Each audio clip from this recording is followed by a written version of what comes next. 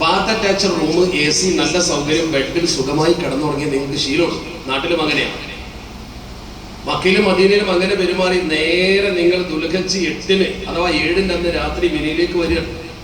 മിനയിലേക്ക് വരുമ്പോൾ നിങ്ങളുടെ എല്ലാ സങ്കല്പവും തെറ്റി. നിങ്ങൾ മിനയിൽ വന്ന് ഇതുപോലത്തെ ഒരു കാർപ്പറ്റ് വിരിച്ചിട്ട് അതിലാണ് കിടക്കുന്നത്. നിങ്ങൾ കിടക്കുന്നതിന്റെ തൊട്ടടുത്ത് ഒരാൾ കൂടി ഉണ്ടാവും. നിസ്കാരത്തിന് സൊഫൊക്കെ നിന്നാൽ എങ്ങനെ ഉണ്ടാവും അതുപോലെ തൊട്ടടുത്ത് ഒരാൾ വരെ ഉണ്ടാവും, ഇപ്പുറത്തെ ആളുണ്ടാവും. തിരിഞ്ഞാലും മറിഞ്ഞാലും അയാൾ മേലെ നിങ്ങളെ കയ്യും കാലും ഒക്കെ തട്ടും. അങ്ങനെയാണ് മിനയിലെ കിടത്തം ചേർന്നിട്ട്. ഈ ലക്ഷങ്ങൾക്കൊക്കെ മിനയിൽ അത്രയും സൗകര്യം കിട്ടും. മാത്രമല്ല, നിങ്ങൾ നല്ല ബാത്ത് അറ്റാച്ച്ഡ് റൂമിൽ നിന്നാണ് വരുന്നത്. ഞാൻ പേടിപ്പിക്കുകയല്ല, ഇത് മനസ്സിലാക്കി തരാൻ വേണ്ടി പറയാം, ഭയപ്പെടല്ല. നിങ്ങൾ നേരെ പുറത്തിറങ്ങി ഒരു ബാത്റൂമിലേക്ക് കയറാൻ നിൽക്കുമ്പോൾ, മക്കയിലും മദീനയിലും ബാത്ത് അറ്റാച്ച്ഡ് റൂമിലും വീട്ടിലും നല്ല സൗകര്യത്തിലും ബാത്റൂമിലും പോയ ആൾക്കാരാണ് നിങ്ങൾ. പുറത്തിറങ്ങി നോക്കുമ്പോൾ 100-200 ആളുകൾക്ക് ഒരു 20-25 ബാത്റൂമേ ഉണ്ടാവും. നിങ്ങൾ ഇറങ്ങുമ്പോൾ നിങ്ങൾ ബാത്റൂമിലേക്ക് ചെന്ന് നോക്കുമ്പോൾ 4-5 ആൾ ക്യൂ നിൽക്കുന്നുണ്ടാവും. 6-മനോ 7-മനോ 10-മനോ ആയിരിക്കും നിങ്ങൾ. അപ്പം തന്നെ നിങ്ങൾക്ക് അസ്വസ്ഥത തോന്നും. ഈ മുന്നിലുള്ള 6 ആൾ കഴിഞ്ഞിട്ടേ നമുക്ക് ബാത്റൂമിൽ കയറാൻ പറ്റുള്ളൂ. പക്ഷെ അതൊക്കെ പെട്ടെന്ന് നിങ്ങൾ പാകപ്പെടും. അന്ന് രാത്രി നിങ്ങൾ കൂട്ടം കൂടി അവിടെ കിടക്കുമ്പോൾ ചിലപ്പോൾ നിങ്ങൾക്ക് വേണ്ടത്ര ഉറങ്ങാൻ കഴിഞ്ഞിട്ടുണ്ടാവില്ല. 9-ന് നിങ്ങൾ അറഫയിലേക്ക് പോന്നു. അറഫയിൽ നിന്ന് മുസ്ദലിഫയിലെത്തി. അന്ന് രാത്രി ഉറക്കില്ല. നേരം വെളുക്കുമ്പോൾ മിനിയെ തിരിച്ചെത്തി. 2 ദിവസം ഉറക്കുണ്ട്, ഭക്ഷണം ശരിയല്ല, നിങ്ങൾക്കാണെങ്കിൽ നല്ല ക്ഷീണം ഉണ്ടാവും. നിങ്ങൾ അറഫയിൽ പോയി ദുആ ചെയ്തു, മുസ്ദലിഫയിൽ ദുആ ചെയ്തു, കല്ല് പൊറുക്കി, കർമ്മങ്ങളൊക്കെ ഭംഗിയായി ചെയ്തു. പക്ഷെ നിങ്ങൾ മിനയിൽ വന്നിരിക്കുമ്പോൾ നിങ്ങളെ അമൽ പഴപ്പിക്കാൻ പിശാച് നിങ്ങളെ കൂടെ ഉണ്ടാവും. 2 വിഭാഗം ആളുകളുടെ അമൽ പ്രത്യേകം പിശാച് പഴപ്പിക്കുന്ന അലൈക്കും ബിൽ ഹുജ്ജാജി വൽ മുജാഹിദീൻ ഫഅദില്ലുഹും സബീൽ. അല്ലാഹുവിന്റെ മാർഗത്തിൽ സമരം ചെയ്യുന്നവരെയും ഹജ്ജിന് പോകുന്നവരെയും നിങ്ങൾ പിടികൂടി പഴപ്പിക്കണം എന്നാണ് ഇബ്ലീസിന്റെ മുദ്രാവാക്യം. അത് ഹദീസാണ്. അതെന്താ കാരണം? ഹജ്ജിന് പുറപ്പെട്ട ഒരാൾ ഹജ്ജ് ചെയ്ത് ഈ കർമ്മം ചെയ്ത് വന്നാൽ അയാൾ സ്വർഗ്ഗത്തിലെന്ന് ഉറപ്പാണ്. ഇസ്ലാമിന്റെ യുദ്ധത്തിന് വേണ്ടി ഒരാൾ ചെന്ന് അയാൾ ജീവത്യാഗം ചെയ്യാൻ തയ്യാറായാൽ അയാൾ ഉറപ്പാ. മരിച്ചാലും മരിച്ചില്ലെങ്കിലും ജയിച്ചാലും പരാജയപ്പെട്ടാലും അയാൾ സ്വർഗ്ഗത്തിലാണ്. യുദ്ധത്തിൽ പങ്കെടുത്താൽ മതി. ഈ 2 പേര് നേരെ സ്വർഗത്തിൽ പോകുന്ന ഇബ്ലീസിന് പറ്റില്ല.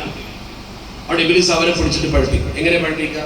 ചെയ്ത അമലൊന്നും പഴക്കണ്ട, നിങ്ങളെ മനസ്സ് പതറും. നിങ്ങളിപ്പോൾ മിനയിൽ വന്ന് നിൽക്കുമ്പോൾ നല്ല ക്ഷീണത്തിലുള്ള ആളാണ്, വലിയ ക്ഷീണമാണ് നിങ്ങൾ. ചിലപ്പോൾ നടന്നിട്ട് അല്പം കാല് വേദനിച്ചിട്ടുണ്ടാവും, ചിലപ്പോൾ കാലുകൾ വിയർത്തിട്ട് തുട പൊട്ടിയിട്ടുണ്ടാവും. നല്ല ഉറക്കിന്റെ ക്ഷീണവും ഭക്ഷണത്തിന്റെ ക്ഷീണവും ബുദ്ധിമുട്ടും എല്ലാം ഉണ്ടാവും. ഈ ബുദ്ധിമുട്ടിൽ നിങ്ങൾ വന്നിരിക്കുമ്പോൾ ആരെങ്കിലും ഒരാൾ നിങ്ങളുടെ കൂട്ടുകാരെ ചോദിക്കും, എങ്ങനെയായിരുന്നു അറഫ? ഉടനെ നിങ്ങൾ പറയുന്ന അറഫയൊന്നും കുഴപ്പമില്ല, പക്ഷെ എൻ്റെ ജീവിതത്തിൽ ഇത്ര പ്രയാസം ഞാൻ സഹിച്ചിട്ടില്ല എന്ന് പറയും. കഴിഞ്ഞു. അതോടുകൂടി നിങ്ങളെ ഹജ്ജിന്റെ കഥ പോയി. നിങ്ങളൊരു നല്ല വാക്കേ പറഞ്ഞുള്ളൂ, മോശപ്പെട്ട, പക്ഷെ നിങ്ങൾ ഹജ്ജ് പോയി. ഹജ്ജ് മബ്റൂറല്ല. എന്തേ കാരണം? എന്തേ നിങ്ങൾ ഈ പറഞ്ഞ വാക്ക് ഒന്ന് ശരിക്കതൊന്ന് നിങ്ങൾ അനാലിസിസ് ചെയ്ത് നോക്കി. എന്തേ പറഞ്ഞ വാക്ക്? അല്ലാഹു നിങ്ങൾക്ക് 60, 70, 80 വയസ്സ് വരെയൊക്കെ ജീവിക്കാൻ അവസരം തന്നപ്പോൾ ഇക്കണ്ട കാലഘട്ടത്തിനിടയ്ക്ക് നിങ്ങൾ ചെയ്ത സകലമായ തെറ്റുകളും ഈ ഒരൊറ്റ രാത്രിയുടെ നിങ്ങൾ ഈ പ്രവർത്തനം കൊണ്ട് അല്ലാഹു പുറത്തിട്ടുണ്ട്. അറഫയിൽ നിന്ന് വന്നപ്പോഴേക്കും നിങ്ങൾക്ക് സ്വർഗം നിർബന്ധമായിട്ടുണ്ട്. അത്ര തെറ്റുകൾ വാക്കാലും പ്രവൃത്തിയാലും ചിന്തയാലും ചെയ്ത നിങ്ങൾക്ക് എല്ലാം അല്ലാഹു പുറത്തൊരൊറ്റ ദിവസം കൊണ്ട് 24 മണിക്കൂർ കൊണ്ട് പുറത്തു. ചെളിയ വെള്ളം എങ്ങനെ കഴുകുമോ അതുപോലെ നിങ്ങളെ പടച്ചിറപ്പ് കഴുകി. കയ്യോമി വലതൊക്കെ ഒമ്മുകയാണ്. നവജാത ശിശുവിനെ പോലെയാണ്. നവജാത ശിശു ഒരു തെറ്റും ഭൂമിയിൽ ചെയ്തിട്ടില്ല. അതുപോലെയാണ് നിങ്ങൾ. 3 സംഗതിയെ ലോകത്ത് അങ്ങനെയുള്ളൂ. ഹദീസിൽ സ്ഥിരപ്പെട്ട 3 സംഗതി: അന്നൽ ഇസ്ലാമ യഗ്ദിമുമാക്കാന ഖബലഹു വ അന്നൽ ഹിജ്റത തഗ്ദിമുമാക്കാന ഖബലഹ വ അന്നൽ ഹജ്ജ യഗ്ദിമുമാക്കാന ഖബലഹു ഖാല റസൂലുള്ളാഹി സ്വല്ലല്ലാഹു അലൈഹി വസല്ലം. 3 കാര്യങ്ങൾ. ഒന്ന് ഇസ്ലാം. ഇന്നൊരാൾ മുസ്ലിമായി നമ്മുടെ മതത്തിലേക്ക് വന്നാൽ ഇന്നലെ വരെയുള്ള അയാളുടെ എല്ലാ റെക്കോർഡുകളും ഡിലീറ്റ് ചെയ്യും. എല്ലാം പോയി. ഒരു പുതിയ ജീവിതം ആരംഭിക്കും. അയാളെ പഴയ റെക്കോർഡ് എടുത്ത് വെച്ച് ചോദ്യമില്ല. അള്ളാഹുവിന്റെ പരിശുദ്ധ പ്രവാചകരുടെ കൂടെ ഒരാൾ മക്കയിൽ നിന്ന് മദീനയിലേക്ക് ഹിജ്റ പോയി. വീട് ഉപേക്ഷിച്ച്, പണം ഉപേക്ഷിച്ച്, സമ്പാദ്യം ഒഴിവാക്കി അയാൾ പോയി ദീനിന് വേണ്ടി മാത്രം. എതിർപ്പുകൾ തൃണവകളിച്ച് മദീനയിൽ പോയ ആൾക്ക് ആ പോക്കിന്റെ മുമ്പ് എന്തൊക്കെ സംഭവിച്ചോ അതൊക്കെ അല്ലാഹു വിട്ടുവീഴ്ച ചെയ്തു. ഒന്നുമില്ല. ഇതുപോലെ 3ാമത്തേതാണ് ഹജ്ജ്. ഒരാൾ ഹജ്ജ് ചെയ്തെന്ന് വന്നാൽ, ഹജ്ജ് പൂർത്തീകരിച്ചാൽ അവന് ഒരു റെക്കോർഡ് പഴയതുണ്ടാവില്ല. ഒരു പുതിയ കുട്ടി ജനിക്കുമ്പോഴുള്ള പോലെ പുതിയ റെക്കോർഡ് ആരംഭിക്കുക, പഴയ റെക്കോർഡ് ഒഴിവാക്കി. യഹ്ദിമുമാക്കാനൊക്കെ പുലഹുന്ന, അതിന്റെ മുമ്പുള്ളതൊക്കെ യഹ്ദിമുന്നാണ്, യഗ്ഫിറുന്നല്ല. അള്ളാഹു പുറത്തു തരുന്നല്ല പറഞ്ഞത്, യഹ്ദിമു പൊളിച്ചു കളയുക, പൊളിച്ചെടുക്കും എന്ന് പറഞ്ഞാൽ എന്താ? എന്ത് വലിയ തമ്മാടിത്തം നിങ്ങൾ ചെയ്തിട്ടുണ്ടെങ്കിലും ശരി, എത്ര വലിയ തമ്മാടിത്തം ചെയ്താൽ ശിർക്കല്ലാത്ത എന്ത് തെറ്റ് നിങ്ങൾ ചെയ്തിട്ടുണ്ടെങ്കിലും അള്ളാഹു പുറത്തിട്ടുണ്ടാവും. ആ ഒരു നന്മയല്ല നിങ്ങൾ കാണിച്ചത്. നിങ്ങൾ എന്താ ചെയ്ത്? ഇത്ര വലിയ നന്മ പടച്ചറപ്പ റഹ്മത്ത് നിങ്ങൾക്ക് തന്നിട്ട് നിങ്ങളിപ്പോ മിനയിൽ വന്നിട്ട് പറഞ്ഞെന്താ? നിങ്ങൾ 40 കൊല്ലത്തെ തമ്മാടിത്തൊന്നും നിങ്ങൾക്ക് ഓർമ്മയില്ല. നിങ്ങൾക്ക് അള്ളാഹു ചെയ്തെന്ന ഇപ്പോഴത്തെ നിയമത്ത് ഓർമ്മയില്ല. ഒരു 24 മണിക്കൂർ അള്ളാഹുവിന്റെ മാർഗത്തിൽ ചെറിയൊരു ത്യാഗം സഹിക്കേണ്ടി വന്നപ്പോഴേക്കും നിങ്ങൾ പറഞ്ഞെന്താ? ഇത്ര ബുദ്ധിമുട്ട് ഞാൻ എൻ്റെ ജീവിതത്തിൽ സഹിച്ചിട്ടില്ല. അത് അള്ളാഹുവിനോട് ചെയ്യുന്ന ഏറ്റവും വലിയ ധിക്കാരം. ആ ധിക്കാരത്തിന്റെ വാക്ക് നിങ്ങൾ കൊണ്ട് പറയിച്ചത് പിശാചാണ്. ഈ ഒരു സഹനശക്തി നിങ്ങൾക്കില്ലെങ്കിൽ നിങ്ങൾ ഹജ്ജിന് പോകണ്ട, വെറുതെ കാശ് ചെലവാക്കണ്ട, ചുറ്റിത്തിരിഞ്ഞ് പോന്നിട്ട് കാര്യമില്ല, ഒരു ഉപകാരമല്ല. അള്ളാഹു നമ്മളെ കാത്തുരക്ഷിക്കട്ടെ. ഞാൻ എപ്പോഴും പറയാറുണ്ട്, എനിക്ക് അനുഭവങ്ങളിലുണ്ട്. ഞാൻ പറഞ്ഞു, ഞാൻ ഇന്നത്തെ ഹജ്ജ് ക്ലാസ്സിലും അത് പറഞ്ഞു. എൻ്റെ കൂടെ യാത്ര ചെയ്ത ഒരാൾ വർഷങ്ങൾക്ക് മുമ്പാണ്. അയാൾ റിട്ടയർഡ് അധ്യാപകനാണ്, നല്ല അറിവുള്ള ആളാണ്, അത്യാവശ്യം കിതാബ് ഓതി പഠിച്ചിട്ട് സ്കൂൾ അധ്യാപകനായ ആളാണ്. അയാൾ ഹജ്ജിന് വന്നു, കുറച്ച് പ്രായമായിട്ടുണ്ട്, ഷുഗറൊക്കെ ഉണ്ട്. ഇയാള് അറഫയിൽ വന്നു, അറഫ കഴിഞ്ഞ് മുസ്ദലിഫയിൽ വന്നു, മിനയിൽ വന്ന് കുറച്ച് നടക്കേണ്ടി വന്നു. തമ്പൊക്കെ കണ്ടുപിടിച്ച് നടന്നു പോയപ്പോഴേക്കും ഇയാളെ കാല് അല്പം തണുപ്പ് സീസൺ ആയതുകൊണ്ട് കാലിന്റെ പുറകു ഭാഗം, മടമ്പിന്റെ ഭാഗം പൊട്ടി രക്തം കൊലിക്കുന്നുണ്ട്. നല്ല വേദനയുണ്ട്. ഇയാൾ തൊടയും പൊട്ടിയിരുന്നു, അത്യാവശ്യം തടിയുള്ള ആളുമാണ്.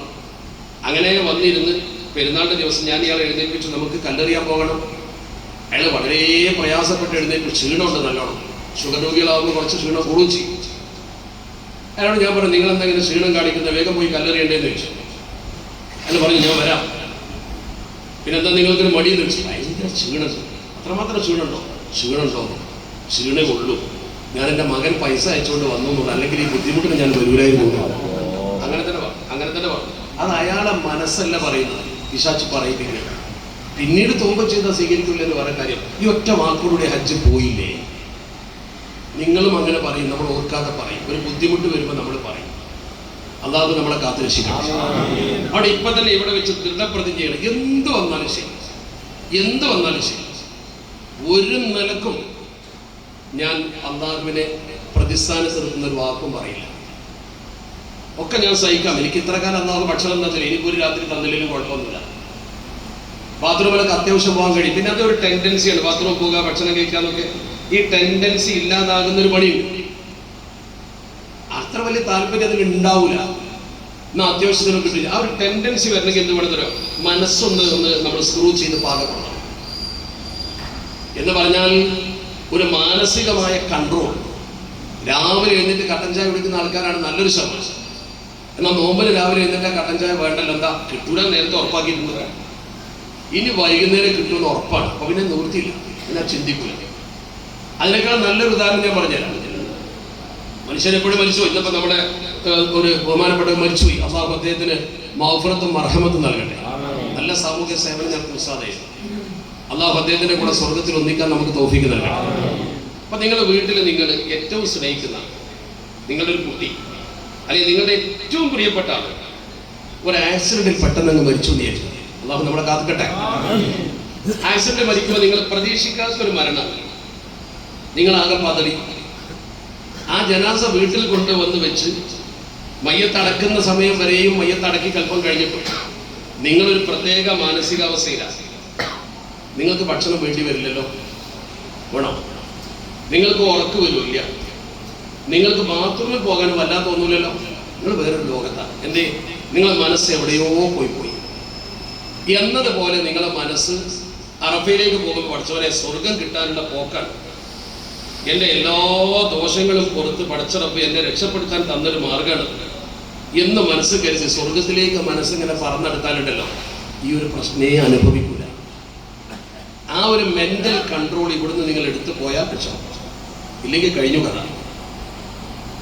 അതാണ് മൂന്നാമത്തേത്. അമലുകളൊക്കെ ശരിക്കും പഠിച്ച് അതിൽ